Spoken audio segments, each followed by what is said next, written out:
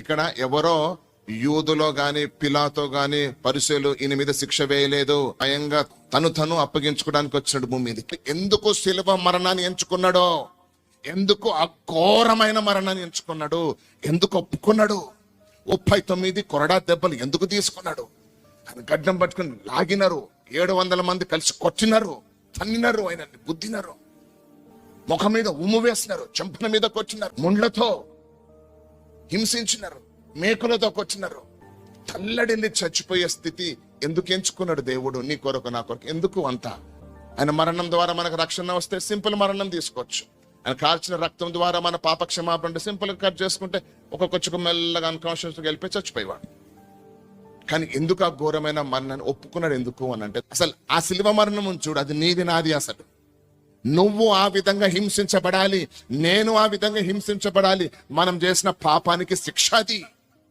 కానీ ఆ శిక్షను యేసుప్రభు తన మీద మోసుకొని అంతగా నలగొట్టబడినాడు.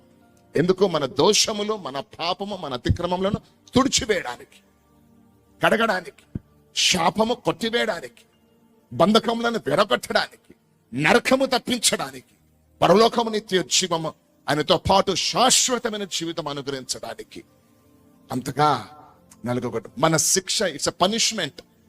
నేను పట్టుకున్నారు, నువ్వు తప్పు చేసినందుకు పట్టుకుని కోర్టులో వేసినారు, నీకు ఉరి శిక్ష అని పెట్టినప్పుడు ఎవరో ఒకరు వచ్చి ఆ ఉరి శిక్ష ఆయనను వదిలిపెట్టేసి ఆ ఉరి శిక్ష నాకేసి అని నీ శిక్షను వేరే వాళ్ళు తీసుకున్నట్టుగా మన శిక్షను, మన పాపపు శిక్షను, మన రక్తములో వచ్చిన మన పాపపు శిక్షను యేసు ప్రభు భరించినడు అనంటే నాకు విడుదల లేదు అనంటే నువ్వు నేను అటువంటి చావు చావాలి. గుర్తుపెట్టుకోండి.